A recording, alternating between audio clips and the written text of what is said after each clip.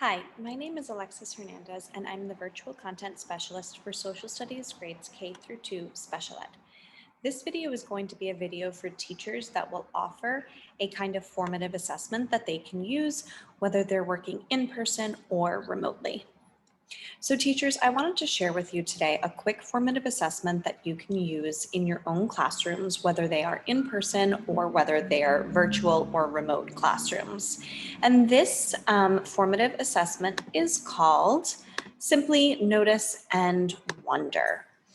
And what this formative assessment tool does is it starts to gather information about students' prior knowledge and about students' questions and possible concerns about a lesson or a unit.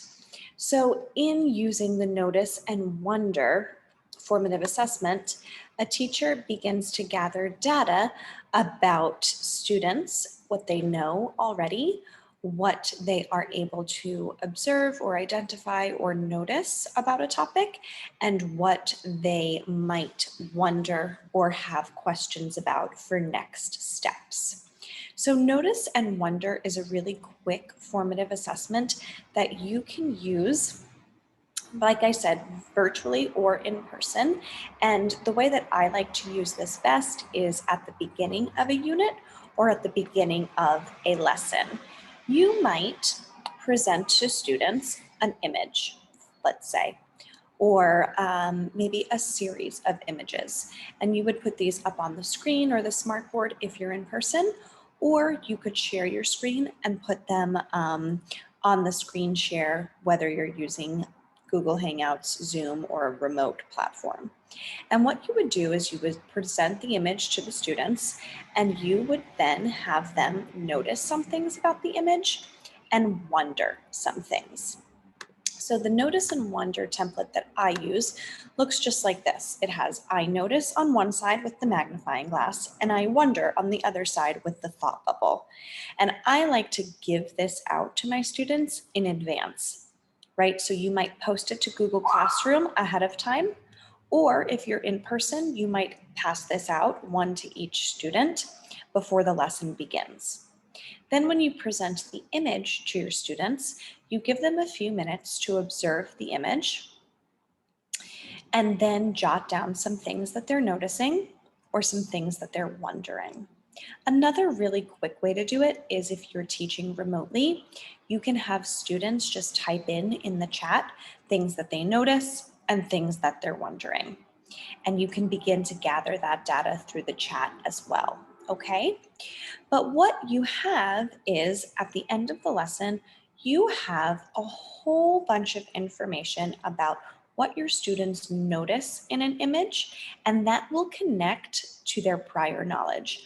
For example, if you're giving them an image of, let's say, a map of New York State, then you give them the opportunity to notice some things about it. They might say, I notice this map has a map key. I notice that there's a capital on this map. And then you know, well, this student knows about maps already. This student understands the concept of a map key. This student understands the concept of a capital. And therefore, you're able to then plan your instruction.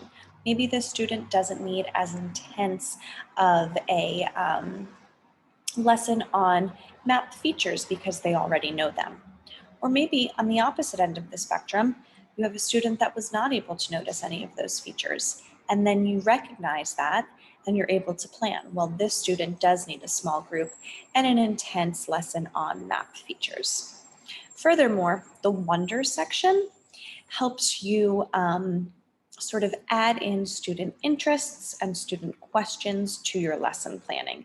Understanding what students are curious about could guide your instruction and help you keep student interests at the forefront of your mind when you are planning your further instruction. Also, having their questions and their concerns in one area will also help you plan for further instruction. They need to know this, they want to know this. So Notice and Wonder is a really good quick formative assessment that you can use at the beginning of a lesson or at the beginning of the unit to just start to gather information about students' prior knowledge, about students' knowledge of specific content, and then about their questions or their wonderings about that specific content. And having all of this data in one place and having it with you at the beginning of a unit will then help you guide the rest of your instruction, and it will help you plan for the rest of that unit. So I'm going to post my Notice and Wonder template to this video, and you are free to use this template in your own classroom, whether posting it on Google Classroom and having students use it there, or printing it and using it in your in-person settings. I hope you try this formative assessment out, and I hope that it's useful to you. Thank you.